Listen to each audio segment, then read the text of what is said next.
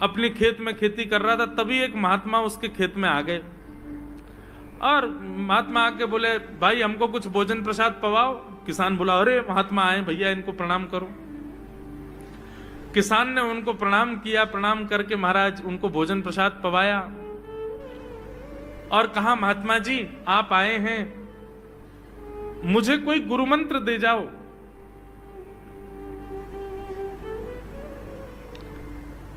महात्मा जी ने सुंदर गुरु मंत्र दिया, द्वादशाक्षर मंत्र दिया। बोले ये तो बहुत कठिन है, इतना कठिन नहीं, सरल सा दो। अष्टाक्षर मंत्र दे दिया। बोले ये भी कठिन है, कोई और सरल दे दो। महात्मा बोले कुछ नहीं, तुम इतना कृष्ण चंद्र बोल दिया करो बस। कृष्ण चंद्र बोले, हाँ इसी का नाम, जब यही तुम्हारा गुरु मंत्र है।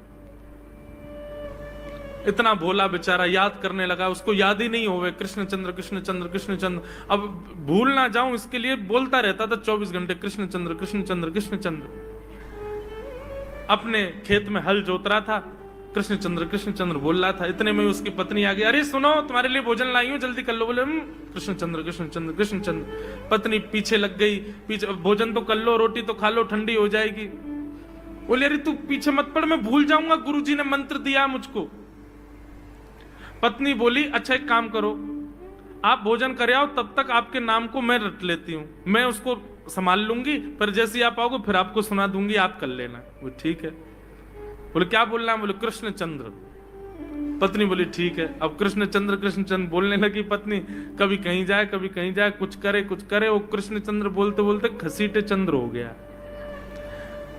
लौट करके अपने पति के पास, पति बोल, हाँ वो मैं भोजन कर लिया, जल्दी गुरु मंत्र सुना दे मुझको, क्या था मैं तो भूल गया। बोले घसीटे चंद्र। वो उसी से ही हल जोतने लगा, घसीटे चंद्र घसीटे चंद्र घसीटे चंद्र। आकाश में वैकुंठ में बैठे हुए वैकुंठनाथ भगवान प्रसन्न हो गए और प्रसन्न होकर के बोले, लक्ष्मी जी हम जा रहे हैं। बोले कहां? बोले एक किसान का उद्धार करने जा रहे हैं, उसको वैकुंठ लेके आएंगे। लक्ष्मी जी बोली, आपका अशुद्ध नाम बोल रहा है वो, आपका अशुद्ध नाम उच्चारित कर रहा है वो, और आप कह रहे हो कि इसका कल्याण करूंगा मैं। ठाकुर जी बोले, देखो नाम भाव कुभाव अनख आलसहु, नाम जपत मंगल दिश। नाम कैसे भी जपे कोई दोष नहीं है, बस भाव मेरे प्रति होना चाहिए। वो नाम भले ही गलत जप रहा है, लेकिन उसके हृदय में तो मैं ही हूं ना। और एक बात बताऊं लक्ष्मी जी आपको। बोले क्या? बोले ये घसीटे चंद्र अशुद्ध नहीं है, मेरा नाम है ये भी। बोले क्यों? बोले जब हम छोटे थे तो बाल लीला कर रहे थे ब्रज में, यशोदा मैया खूब नहलाती धुलाती और बढ़िया सुंदर श्रृंगार करती, लेकिन हम पूरे नंद भवन में घुटमुन चल चल के कभी नीचे लुढ़क करके कभी ऊपर गिर के सब माला तोड़ लेते, अस्त व्यस्त वस्त्र कर लेते, घुंघराले केशों की ऐसे भुज्जा बना लेते, ऐसा रूप बना लेते। यशोदा मैया बोली, आओ मेरे खसीटे चंद्र, सुबह कृष्ण चंद्र बना के भेजती हूँ, खसीटा चंद्र बन के आता है शाम को। तो बोले तब यशोदा मैया ने हमारा नाम रखो खसीटे चंद्र, तो इसलिए शुद्ध नाम है। तो ठाकुर जी के बहुत सारे नाम हो गए, कनुआ, गोपाल, गोविंद, माधव, कन्हैया।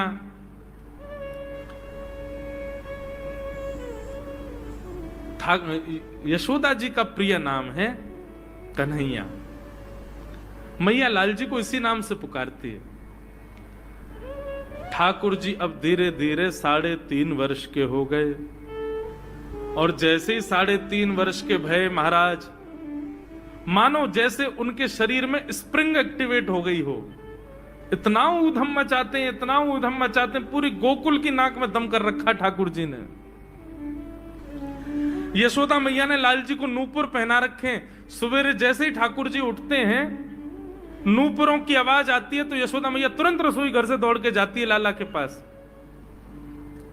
लेकिन ठाकुर जी इतने चतुर हैं, यमुना तट पर जाते हैं और नूपुरों में बालू भर लाते हैं कि कल नूपुर आवाज नहीं करेंगे, सुबह उठ के हम घर से भाग जाएंगे कहीं और, मैया को पता ही ना चलेगी।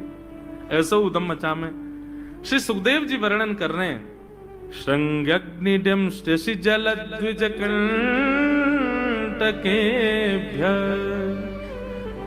क्रीडा परावति चलौ स्वसुतौ निषेद्धुम् गुह्यानि कर्तुमपि यत्र न तज्जनयो गुह्यान् सेकात आपतुरलं मनसो नवस्थान। सुखदेव जी वर्णन कर रहे हैं, राजन अब ठाकुर जी वो लीला कर रहे हैं जिस लीला पर देवताओं को भी विश्वास नहीं हो रहा है। ऐसी लीला ठाकुर जी कर रहे हैं कि किसी को भरोसा ही नहीं हो रहा कि जगत नियंता जगदाधार ये कर सकता है। और ठाकुर जी क्या करते हैं? बोले ये मत पूछो क्या करते हैं, यूं कह रहे हैं क्या नहीं करते। जो माता पिता अपने बालकों को बहुत उद्यमी समझते हैं, बहुत बड़ी कृपा है ठाकुर जी की कि आपके घर ठाकुर जी जैसे उद्यमी बालक नहीं है। ऊधमों के सिरमौर हैं ठाकुर जी। कैसा ऊधम मचाते हैं? बोले श्रृंगी। नहा धो करके ठाकुर जी सवेरे तैयार होते हैं, सबसे पहले गैयाओं के पास जाते हैं। मैया कहवे लाला नहा धो के सबसे पहले गैयान को प्रणाम करवे जा, गैयान को स्पर्श कर फिर कछु करियो। ठाकुर जी गैयाओं को प्रणाम करने जाते हैं। जैसे ही देखते हैं कि कोई गैया बैठी है, सो ठाकुर जी कहें अरे अरे मैया या गैया को आलस आ गयो, या को आलस दूर कर दूं। सो बैठी हुई गैया के ठाकुर जी सींग पकड़ लेते हैं और सींग पकड़ करके अपनी ओर खींचते हैं। दूसरी तरफ से सींग बलराम जी पकड़ लेते हैं। अब ऐसे सींग पकड़ करके ऐसे ऐसे गैया के सींग हिलाते हैं। अब बैठी रहती गैया थोड़ी देर तो कोई बात नहीं, जैसे जोर जोर से हिलाना प्रारंभ करते हैं सोई गैया खड़ी हो जाती है। और जैसी गैया खड़ी होती ठाकुर जी लटक जाते हैं सींगों से।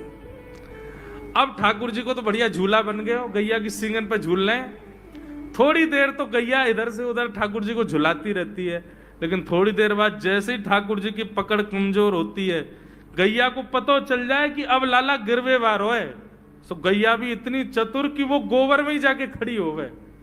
ठाकुर जी के इन्हें आगे कुछ चल, मैं गोबर में जाऊंगा। गैया के ना अब तो मैं यही खड़ी रहूंगी, तुम गोबर में ही गिरो। और सोई ठाकुर जी को हाथ छूट जा, मैया मैया बचाइयो, देख जे गैया मुंह को गोबर में फेंक रही है। अब मैया जब तक बचावे आवे तब तक तो लाल जी के हाथ छूट जाएं और ठाकुर जी गले गले तक गोबर के ढेर में जाके गिर जाएं। पर यशोदा मैया निकाले, कितनों सजाए लो, कितनों ए लाला तू वैसे ही कारो, ऊपर से मैं तू को बढ़िया सुंदर बना के रखूं, लेकिन तू घूम फिर गया गोबर में ही आके चौं खेले। मोकू तो लगे तू पूर्व जन्म को सूकर दीख है। ठाकुर जी मंद मंद मुस्कुरा रहे, हाँ मैया जे बरा भगवान को अवतार भयो ना, जाने पृथ्वी की रक्षा करी हिरण्याक्ष थे। भैया बोली हाँ वो मैं ही तो हतो, मैं जय जय हूं मैया, वो बरा भगवान ही जय जय, वही जय जय तेरे यहाँ लाला बन के आयो है। यशोदा मैया के बातन ने मत बनाए कर, नेक नेक बड़ो है क्यों, बोलो सीखो, ऐसी बात बनावे, जय जय बोले अपने आप पे, नहावे धोवे है ना है, मोह पहुंचे ना है, मैं जय जय हूं। ऐसी मधुर लीला ठाकुर जी कर रहे हैं। आकाश में 33 कोटि देवता ये लीला देख करके अपने नेत्रों पर विश्वास नहीं कर रहे। ऐसे मधुर ठाकुर जी। श्रृंगी अग्नि व्यंष्टि। एक दिन नंद भवन में गैया ब्याह गई। जैसे ही गैया ब्याई, ठाकुर जी जैसे गैया ब्याती है ठाकुर जी वहीं खड़े हो जाते हैं। और बंधुओं शास्त्रों में आज्ञा है कि गाय जब ब्याह रही हो, बछड़े को जन्म दे रही हो या बछिया को जन्म दे रही हो, उस समय गैया जो होती है वो दो मुखी हो जाती है। एक मुख तो सामने है, और जब जन्म देती है तो बछड़ा या बछिया उसका मुख जब बाहर आता है तो दो मुखी हो जाती है। ऐसी दो मुखी गैया की जब आप परिक्रमा करते हो तो पूरे ब्रह्मांड की परिक्रमा का फल प्राप्त होता है। तो ठाकुर जी का नियम है, नंद बाबा की उंगली पकड़ के खड़े रहे, जैसे ही गैया ब्यावे वारी हो तो वाकू सहलाते रहे, जैसे ही गैया ब्यावे वारी हो, जैसे ही बछड़ा बाहर आवे सोई ठाकुर जी वाकी परिक्रमा कर लें, परिक्रमा करके दंडवत प्रणाम करें, वाकू वाकी चरण रज को माथे से लगा में, और बछड़ा जन्म ले सो वाकू नवा में दुआ में वाकू अपने गरे से लगा में। एक दिन ठाकुर जी जोर जोर से रोने लगे। बछड़ा जैसे ही जन्म लियो बछड़ा ने, ठाकुर जी रोने लगे। नंद बाबा शांत करा में नहीं माने, बलराम जी ने शांत करायो नहीं माने। यशोदा मैया गोद में लेके बैठी, बोले लाला का भयो, तू रो क्यों रोए? बोले मैया मेरे संग बहुत बुरा भयो। यशोदा मैया बोली कहा भयो? बोले गैया के बछड़ा ने जन्म लियो। मैया बोली तो वाह बछड़ा को मैंने मुंह खोल को देखो वाह के सबरे दांत न करे आए। मेरे जन्म को 3 साल है गए, अभी तक 4 ही दांत न करे मैया। वो टूट जाए दमस्ती रो रहे हैं अपने दांतन को, मेरे दांत चौना न कर रहे सबरे। बाप बछड़ा के जन्म लेते सबरे दांत आ गए, मेरे दांत चौने ही आ रहे हैं।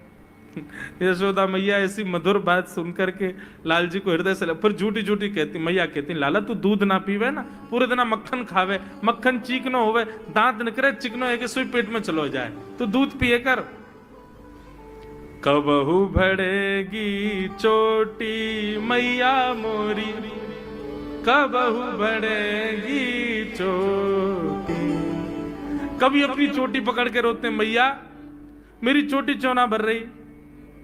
बलराम की चोटी देखो कैसी नागिन जैसी चोटी है वाकई, और मेरी चोटी कैसी है मैया, नेक सी पतरी सी। मैया बोल लाला तू दूध ना पीवे, दूध ते चोटी बढ़े। बलराम देखिए ऐसा जग भर के दूध पीवे। सो ठाकुर जी दूध को पात्र हाथ में ले में, अपनी चोटी खोल ले में, और फिर चोटी पकड़ करके दूध पी में, और दूध पीते पीते नापते रहे कितनी बड़ी भई की ना भई अभी। ऐसी मधुर लीला ठाकुर जी करते हैं। ऐसी लीलाएं हैं ठाकुर जी की कि उन लीलाओं को सुनकर के जो ज्ञान के मार्ग को नहीं समझ पाते, जो वैराग्य के मार्ग को नहीं समझ पाते, जो ज्ञान और वैराग्य से ठाकुर जी को प्राप्त नहीं कर पाते, वो इन लीलाओं से ठाकुर जी के हो ही जाएंगे। ऐसी लीला है। और क्या करते हैं ठाकुर जी? बोले द्विजकंटकेभ्य